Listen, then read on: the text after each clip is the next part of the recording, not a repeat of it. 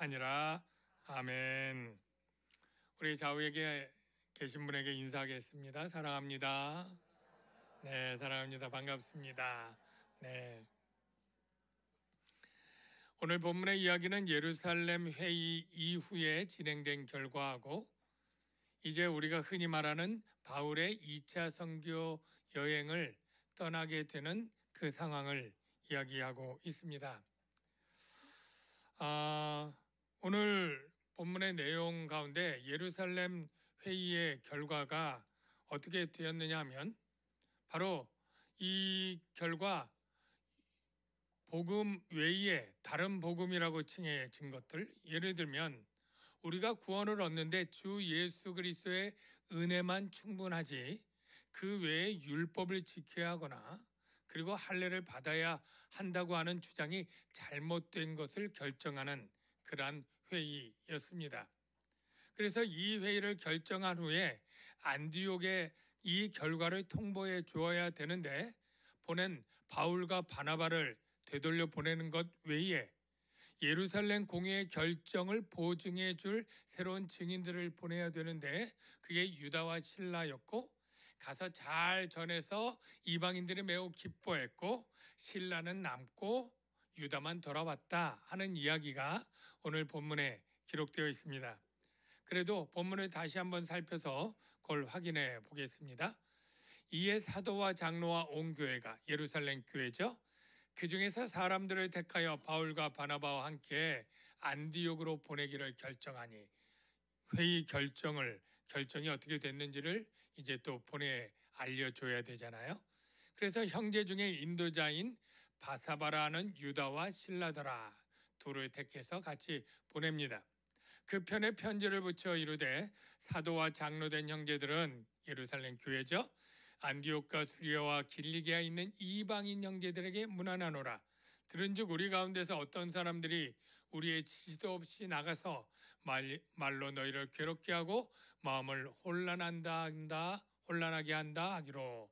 자, 여기 내용이 무엇이냐면 바로 우리의 지시를 받지 않고 유대인 중에 어떤 열심 있는 사람들이 안디옥 그리고 갈라디아도 갔죠. 가서 너희들이 예수 믿는 것으로만 구원 얻는다면 그거 천만의 만만의 말이다. 적어도 아브라함이 받았던 그 언약의 표 할례는 받아야 되고 율법 다는 아니더라도 최소한 안식일 지켜야 되고 절기 정도는 지켜야 된다. 이렇게 그들을 설득한 거예요. 그러니까 예루살렘 교회 쪽에서 왔다고 하니까 사람들이 거기에 넘어간 거죠. 예, 바울과 바나바보다 더 베드로의 12 제자들이 더 권위가 있으니까 그것 때문에 혼란하게 되고 마음을 괴롭게 한다는 거예요. 이방인들은 그런데 기독교인이 되려면 안 해왔던 할례와 이 율법을 지키는 게 너무 마음을 무겁게 하고 두렵게 하고 걸림돌로 작용을 한 거였습니다.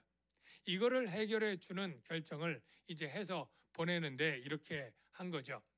사람을 택하여 우리 주 예수 그리스도의 이름을 위하여 생명을 아끼지 아니하는 자인 바나바와 바울 둘을 설명한 거예요. 그들은 생명 아끼지 않고 헌신적인 사도인데 이제 인정을 해주면서 너희에게 보내기를 만장일치로 결정하였노라 하고 그리고 유다와 실라를 보내니 그들도 이 결정을 말로 잘 전해줄 거다 이렇게 얘기를 하면서 성령과 우리는 이 요긴한 것들 외에는 아무 짐도 너희에게 지우지 아니하는 것이 옳은 줄 알았다. 그 요긴한 것들이 4가지가 나오죠. 우상의 제물 먹지 말고 피 먹지 말고 목매어 죽인 것들 먹지 말고 음행을 멀리할지니라. 이에 스스로 상가면 잘 되리라. 평안함을 원하라. 이렇게 편지를 보낸 것입니다. 이렇게 편지를 보낸 후에 이제 사람들이 이제 올라갔죠. 예루살렘에서 저 수리아 안디옥까지 쭉 올라간 거예요. 30절 이하를 볼까요? 그들이 작별하고 안디옥에 내려가므로 우리가 지도상으로는 올라가는 것 같이 보여도 수도에서 지방으로 가니까 내려간다 이렇게 표현하죠. 안디옥에 내려가고 무리를 다 모은 거예요. 그러니까 그 교회 성도들 다 모아서 편지를 전해서 대표로 읽는 거예요. 그랬더니 바로 할례 안 해도 되고 율법 안 지켜도 된다. 이렇게 위로한 말을 듣고 기뻐했다. 이방인들에겐 그게 위로의 말이고 기쁜 소식이 되는 거죠. 유다와 실라도 선지자라. 요거는 이제 좀 이따 바울이 신라랑 떠나게 되는 어떤 복선 같은 거죠. 그들도 사역을 감당할 수 있는 예언자라는 건데, 하여간 여러 말로 형제를 권면하여 굳게 하고 얼마 있다가 평안히 가라고 하는 전성을 형제들에게 받고 자기를 보낸 사람들, 즉 예루살렘 교회로 다시 돌아갔고, 없음이라고 하는 게 있었죠. 34절 거기 밑에 각조를 보면 신라는 그들과 함께 유하기를 작정하고, 우리가 믿는 성경은 사본들을 보는 건데 아주 유명한 사본들을 우리가 참고하지만 그 외에 또 이렇게 조금씩 차이가 있을 때 그거를 우리가 보는 사본에는 없지만 다른 사본에는 이 내용이 있다. 그걸 이제 설명을 한 겁니다. 자, 이후에 이제 바울과 바나바가 안디옥에 남아서 잘 가르치고 있다가 이런 생각을 한 거예요. 하루는 이제 바울이 바나바에게 제안을 합니다. 바나바가 훨씬 선배고 나이도 많아요. 그러니까 우리 바나바 사도님 얘기를 하면서 우리가 갈라디아 지역을 1차 전도를 하고 돌아왔는데 그게 47년에서 48년 정도고요. 여러분 예루살렘 공회의 연도가 주 몇 년인지 아시나요? 49년. 이거는 여러분이 조금 기억하면 사도행전을 이해하는 데 좋아요. 49년에 예루살렘 공회 열렸고, 그러니까 지금 이 49년 겨울쯤 이렇게 되었는데, 우리가 1, 2년 전에 갈라디아 지역 왔는데 거기에도 율법주의자들이 와서 다른 가르침을 가르쳐서 내가 갈라디아서를 급히 보내긴 했지만 우리가 직접 가서 좀 살펴보고 어떠한 거를 방문해서 알아본 다음에 그들을 좀 굳게 해야 되고 잘못된 것들을 바르게 가르치는 일들을 해야 되지 않습니까? 라고 제안을 하니까 바나바가 반색을 하면서 그래 맞다. 나도 마침 그런 생각을 했으니까 우리 2차 선교여행, 꼭 그들은 2차 선교여행인지 몰랐겠지만 하여간 그 지역을 다시 한번 가보자. 이렇게 얘기가 된 거예요. 자, 볼게요. 그래서 바울과 바나바는 잘 가르쳤다. 며칠 후에 바울이 바나바에게 제안했다. 우리가 주의 말씀을 전한 각성을 다시 보면 비시디아 안디옥, 이고니온, 루스드라, 더베, 바보 이런 성들이죠. 1차 선교지들이죠. 수리아 안디옥에서 출발한 거고요. 각성으로 가서 이렇게 방문하자 그랬더니 바나바가 좋다 그렇게 얘기를 한 다음에요. 그 다음에 이렇게 제안을 하는 거예요. 제가 이렇게 하면 자막 좀 내려주세요.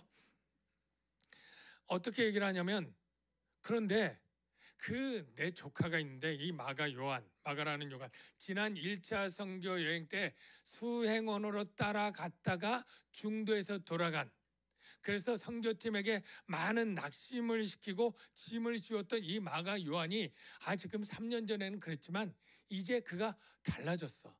그가 다시 선교에 대한 열심을 가지고 다시 하니까 이번 다시 기회를 줘서 우리 2차 선교여행에 같이 걔를 데리고 가자.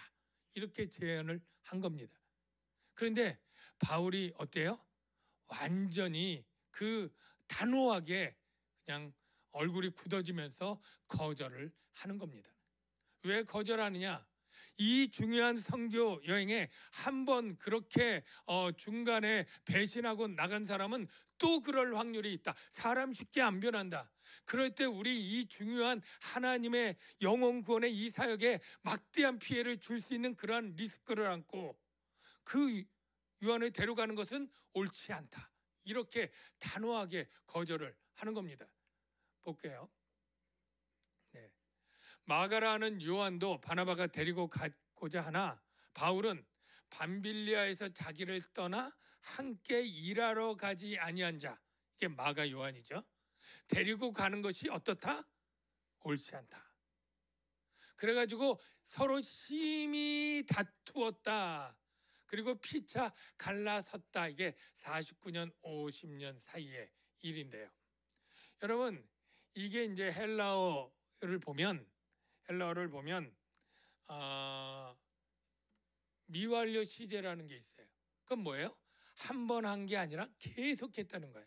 그러니까 그렇게 안 된다 그러니까 바나바가 또 바울에게 얘기를 한 거죠. 그러지 말고 정말 달라졌다니까 나를 믿고 한번 데려가 보라고. 사실 따지고 보면 이 사울도 처음에 이 기독교를 박해하는, 뭐 그냥 그렇게 그냥 철없는 짓한 게 아니라 그냥 기독교를 박해하는 선봉이고 주동이었잖아요.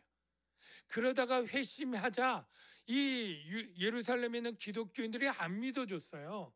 사람 그렇게 쉽게 안 변한다 이러면서 그렇게 우리를 박해하다가 돌연 우리를 다시 믿는 채 하다가 우리를 체포하면 어쩔 거냐 무서워해서 안 만나 주었어요. 근데 그걸 어떻게 해요? 바나바가 직접 사울 데리고 그 사람들 찾아가면서 그 앞에 세우고, 봐라 이렇게 변했다, 이가 어떻게 주를 만나고 회심했는지 내가 안다, 그리고 이가 다메섹에서부터 얼마나 전도자가 되고 지금 이렇게 바뀌었는지 봐라, 뭐 이러면서 사람들을 안심시키고 그를 그리스도인의 지도자가 되게 하거든요. 그리고 나중에 이 안디옥 교회 담임 목사로 파송된 게 바나바예요. 그래서 안디옥 교회에 이 하다가 교회가 너무너무 부흥하니까 혼자 감당을 못해. 그러니까 생각한 게 이 그때 다소에 길리기아 다소에 있던 이 바울을 직접 찾아가서 이 바울 데리고 와서 나를 도와서 교육자로 세운 게 이 바나바입니다. 그러니까 사울 되는 그 바울의 그 선교사가 되도록 결정적인 역할을 한 게 사람을 세웠던 이 바나바이거든요.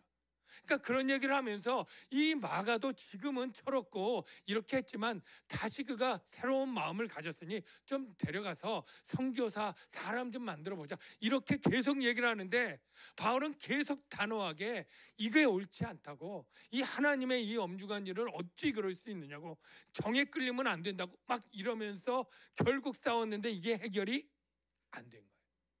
그래서 바나바는 성경에 어떻게 되냐면 착한 사람, 성령이 충만한 사람으로 대놓고 기록한 사람이니까 정말 착한 사람이에요.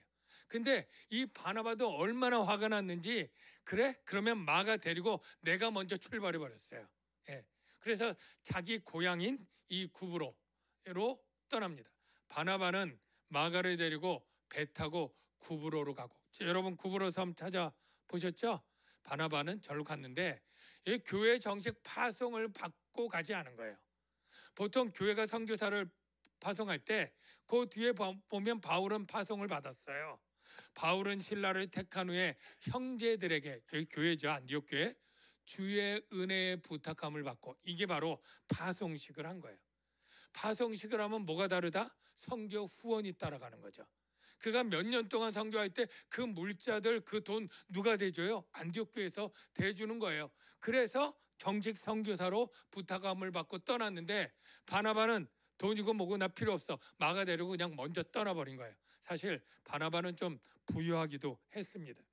그래서 수리아와 길리기아로 다니면서 교회들을 견고하게 하게 되었다, 이렇게 갈라졌다라고 하는 그러한 내용이 본문에 있습니다. 여러분, 여기까지 본 다음에 어떤 생각이 듭니까? 바울이 이게 옳다라고 주장하고 마가를 제껴놓고 간 그게 정말 옳은가? 아니면 바나바가 옳은가? 여러분, 누가 옳은지 여러분들은 어떻게 생각하세요? 여러분, 바나바가 더 옳은 것 같아요? 바울이 더 옳은 것 같아요? 아마 여러분들 생각도 딱 떨어지게 구분되지 않고 막 뒤섞여 있고, 이게 옳은 것 같기도 하고 이것도 그래도 이해할 만하고 뭐 둘이 다 잘못한 것 같기도 하고, 막 여러분 생각들 다를 거예요. 이 결론을 내리기 전에 마가 요한을 조금 다시 생각해 보면 좋을 것 같아요. 마가 요한은 사실 제가 이렇게 표현했지만 마가 요한의 이름은 마가 요한이라고 부르면 안 됩니다. 마가 요한의 이름은 마가 혹은 요한 이렇게 불러야 돼요.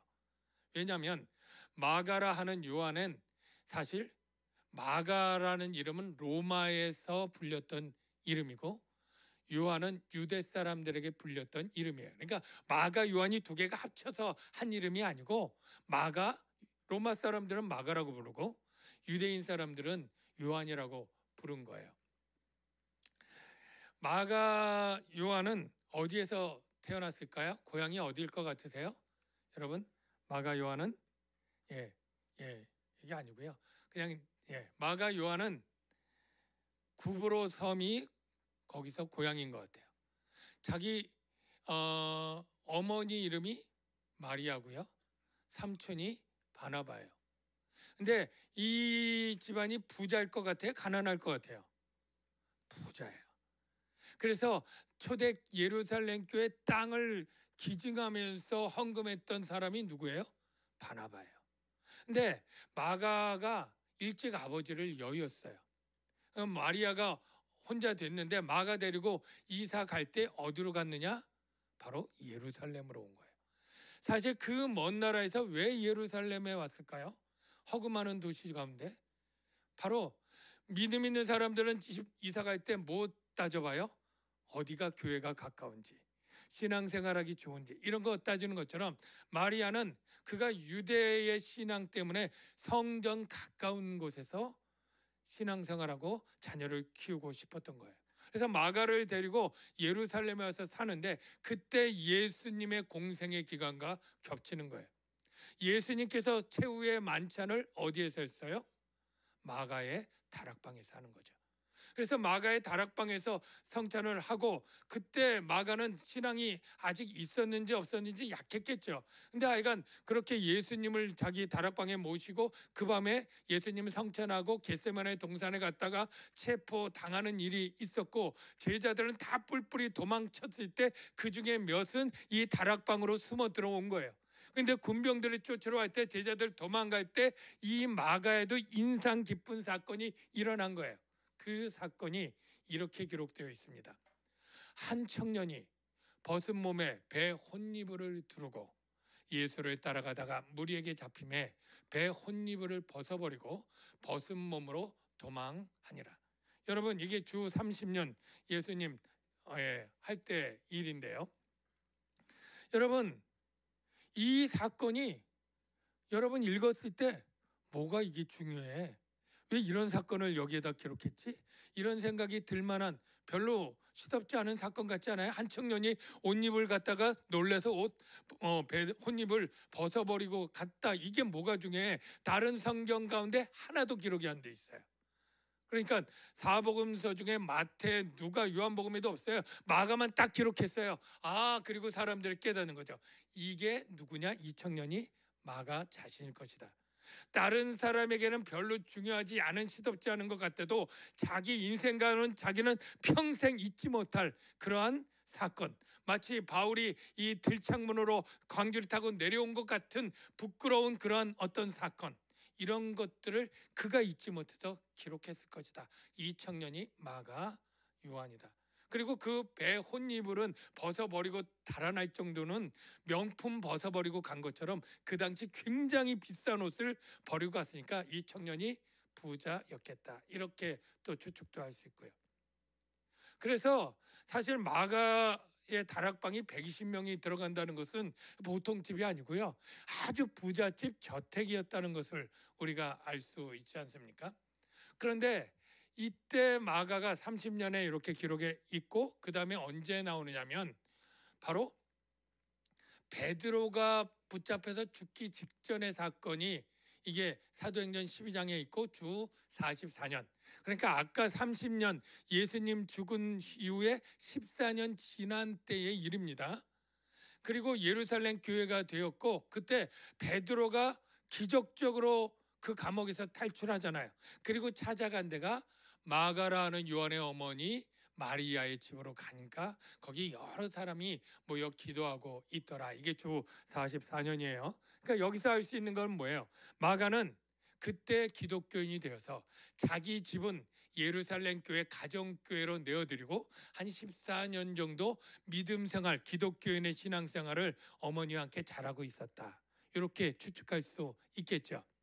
그런데 이 예루살렘에 있었는데 자기 삼촌이 바나바인데 바나바는 안디옥 교회 대표 담임 목사하고 있다가 예루살렘에 내려오는 일이 있어요.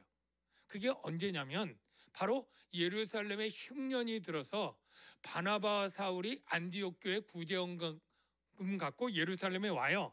다 마치고 마가라고 하는 요한을 예루살렘에서 안디옥으로 데리고 옵니다. 이게 주 46년이에요.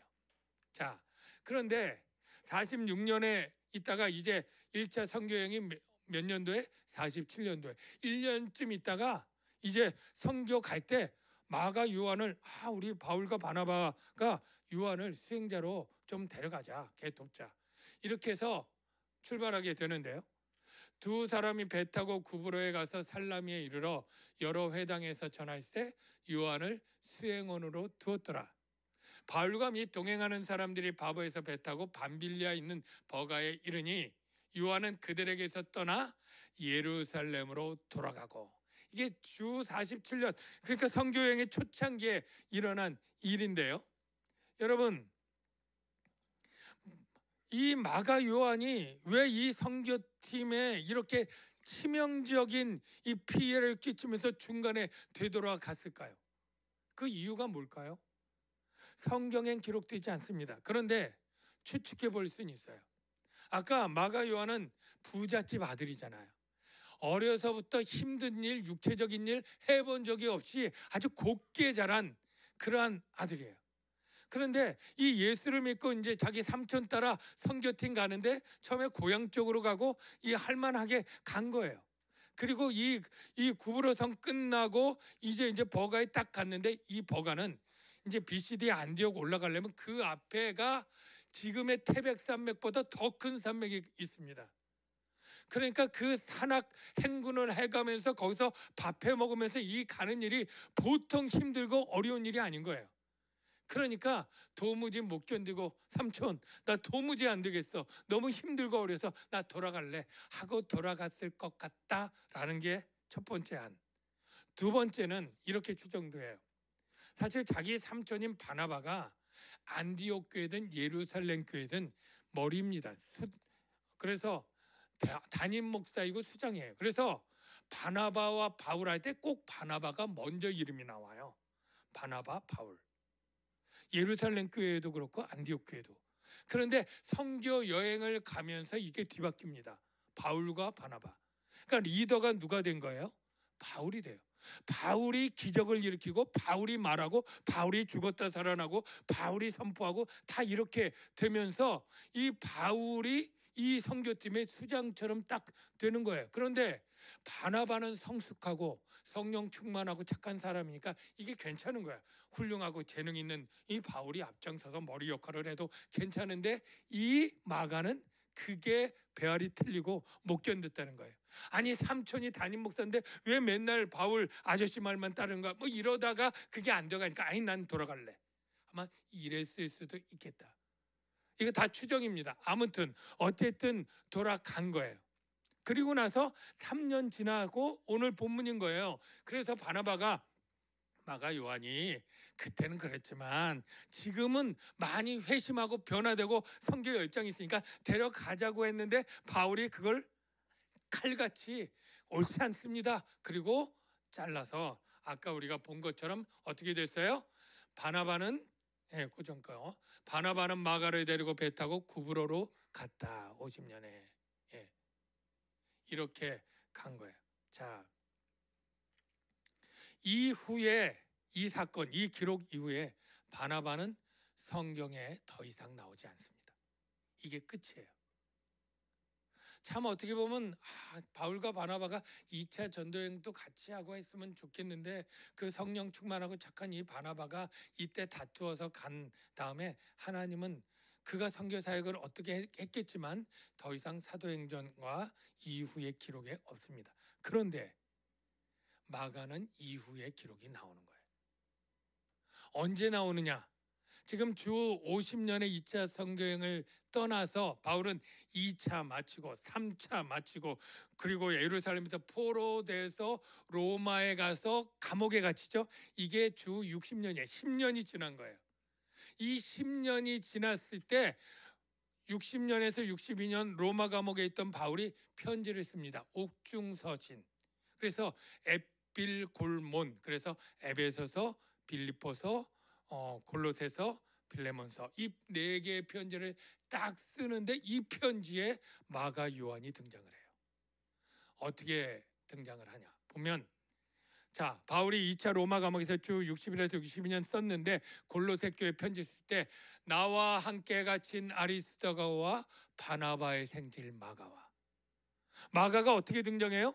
나와 함께 로마 감옥에 갇힌 자처럼 얘기를 해요. 실제 갇히진 않았어요. 그런데 이 바울을 수종드냐고, 바울이 가택연금처럼 있으니까 그의 편지도 전해주고 사람도 소개해주고 먹을 것도 해주고 이렇게 수종드는 사람, 거의 갇힌 거와 진배 없이 섬기는 사람이 아리스다고하고 누구라고요? 마가였다는 거예요. 마가. 그래서 이런 사람들이 나의 뭐가 되었다? 위로가 되었다. 전에는 나에게 근심거리요 고통거리요 실망을 주었던 사람이 이제는 내 마음을 편안하게 위로자가 되었다. 그리고 나의 동역, 빌립보서는 나의 동역자 마가에게 뭐라고 표현해요? 동역자. 전에는 함께 일하지 못할 자, 함께 일하러 가지 아니한 자, 이렇게 표현했던 마가를 이제 나와 함께 일하는 동역자로 표현하고 있는 거예요. 주 61년 62년 마가는 로마의 감옥에 있었을 때 바울을 어떻게 알게 되었는지 그에게 참으로 위로를 주고 동역자로 서 있는 것을 우리가 알 수 있는데요.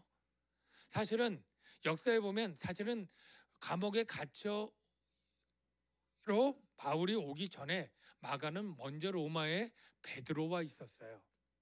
베드로가 로마에서 교회를 세우면서 목회할 때 베드로가 언어가 부족했습니다. 라틴어, 헬라어가 능통해야 되잖아요, 거기선. 근데 베드로가 그게 부족하니까 젊은 마가가 통역자가 되면서 거기서 복음을 전하는 일을 한 거예요.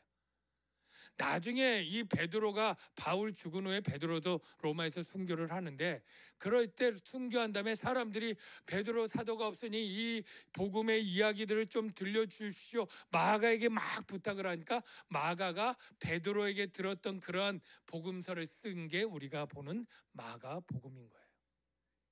그런데 하여간 이 베드로는 그 마가를 어떻게 생각을 했느냐 하면 아들처럼 생각했다라고 되어 있어요. 여기 베드로서 5장 13절 64년도경에 택하심을 함께 받은 바벨론에 있는 교회가 어디예요? 로마 교회예요. 로마 교회가 너희에게 문안하고, 마가를 어떻게 표현해요? 내 아들 마가도 그리하느니라. 같이 문안한다는 거예요. 지금 같이 로마에 있다는 거예요. 예. 그리고 이제 바울이 2차 로마 감옥에 순교하는 전에 쓴 편지가 디모데 전후서입니다. 여러분, 바울이 1차 로마 감옥에 갇힌 게 61년 62년에 있다가 풀려납니다. 그래서 가고자 했던 서바나 스페인 선교하고 다시 예루살렘 가고 에베소 있고 이러다가 다시 체포된 게 바로 2차 감옥에 가는 게 바로 2차 감옥에서 쓴 편지가 디모데 전후서예요. 그때 마지막 디모데에게 쓴 편지 내용 가운데 이렇게 씁니다. 디모데후서 4장 10절 이하에 데마는 이 세상을 사랑하여 나를 버리고 데살로니가로 갔다. 그레스게는 갈라디아로 가고 디도는 달마디아로 가고 의사 누가만 나와 함께 있다. 그런데 네가 올 때, 즉 디모데가 지금 에베소에 있습니다. 목회자로. 네가 에베소에 있을 때 내가 이제 죽음이 얼마 안 남았고 너를 보고 싶은데 네가 좀 와라. 그런데 올 때 누구를 데리고 와라? 마가를 데리고 와라. 그가 나의 일에 어떠하니까? 유익하다. 여러분, 좀 마음이 좀 울컥하지 않습니까? 이 그렇게 같이 못할 자라고 배척했던 이 마가가 하나님이 만지셔서 어떻게 변했는지, 바울이 나중에 이 감옥 나오면서 순교당하거든요. 이 순교당하기 전에 보고 싶었던 자기의 영적 아들 디모데하고 그리고 이 마가를 부르는 거예요. 그가 유익하다. 제가 이걸 보면서 아까 했던 질문을 다시 한번 생각해 보면 좋겠어요. 바울이 옳지 않다고 했던 그 일, 그 사람, 바나바가 이렇게 했던 그 일에 누가 과연 옳은가라고 할 때 우리는 다 일리가 있고 둘 다 옳을 수 있고 둘 다 그릇될 수 있고 둘 다 반반일 수도 있고 우리가 그렇게 생각을 할 거예요. 그런데 이 결과적으로 보면 하나님께서 이 사건을 통해서 그레데와 이 바울의 선교 사역을 하나님의 뜻 안에서 아주 멋지게 성취하셨고, 마가는 마가대로 하나님의 귀한 일꾼으로 다시 회복되어서 그 갈라섰던 바울과 다시 만나게 동역자가 되게 하고, 바울의 생애를 보면 나중에 그는 아프리카의 이집트에 가서 알렉산드리아에서 선교사가 되어서 나중에 순교하는데 끔찍하게 불에 화형당해 죽었다, 이렇게 돼요. 진작 무서워서 벌벌 떨며 그 힘든 것을 돌아왔던 이 마가가 변화되기를, 나중엔 불 앞에 태워지는 그 순교의 현장에서 복음을 전하다 죽는 그러한 인물이 되고 마가복음을 기록한 인물이 되는 거죠. 저는 사람은 늘 실수하고 부족하고 어떤 환경들은 우리를 근심케 하고 안타깝게 하는 일들이 우리의 삶 가운데 있지만, 그 일을 하나님이 다루시면 하나님은 언제나 옳게 만드신다. 사람이 옳은 게 아니라 하나님이 언제나 그 사건들과 그 사람을 하나님이 다루시며 옳게 만드신다. 이게 제가 말씀드리려고 하는 주제인 거예요. 하나님을 사랑하는 자, 곧 그의 뜻대로 부르심을 입은 자들에게는 어떤 다툼에 이르든 갈라섬에 이르든 실망에 이르든 실망하는 사람의 일이든 그것들을 하나님은 만지시고 어루만지셔서 아주 몹쓸 사울도 바울이 되게 하고 철없는 마가도 위대한 선교사로 만들고, 둘이 다퉈서 갈라지게 한 이 일도 하나님의 선교 역사의 위대한 사건으로 하나님이 이루시고 옳게 만드시는 분이라는 거죠. 중요한 건 무엇이냐 하면, 우리가 이게 부족하고 이게 어렵고 이 사람은 이래서 안 되고 저 사람은 저래서 안 되고 사람에 대해서 실망하고 환경에 대해서 우리가 염려하고 근심하지만은, 사실 그 모든 것은 정말로 위대하고 크신 하나님을 믿음으로 바라보고 하나님께 맡길 때 하나님이 맡으시면 얼마든지 선으로 올바르게 만드신다라는 거예요. 제가 찬양 가사 중에 좀 비슷한 찬양 가사가 있는데요, 여기 보니까 안개는 염려 근심 같은 거예요. 내 믿음을 흔드는 것으로 비유해요. 그런데 주님은 산 같아서 안개가 있든지 없든지 언제나 그 자리에 우두하게 서 있어요. 중요한 건 내가 믿음의 눈으로 그 산을 바라볼 때, 주님께 그 문제를 맡길 때 주님은 선하게 올바르게 만드시는 분이에요. 문제는 뭡니까? 나에게 있는 거예요. 내가 주님을 바라보지 않고 환경과 사건들을 바라보고 매몰되면 나는 낙심하고 두려워 아무 일도 못할 거예요. 그런데 그 크고 항상 있는 그 크신 하나님을 믿음의 눈으로 바라보면 우리는 담대하게 용기 있게 한 걸음 한 걸음 걸어가게 될 것이고, 그런 우리를 통해 하나님은 위대한 일을 이루어 가실 줄로 믿습니다. 이 시간에 이 찬양 가사를 좀 생각하면서 같이 찬양하고 기도하면 좋겠습니다. 주님은 산 같아서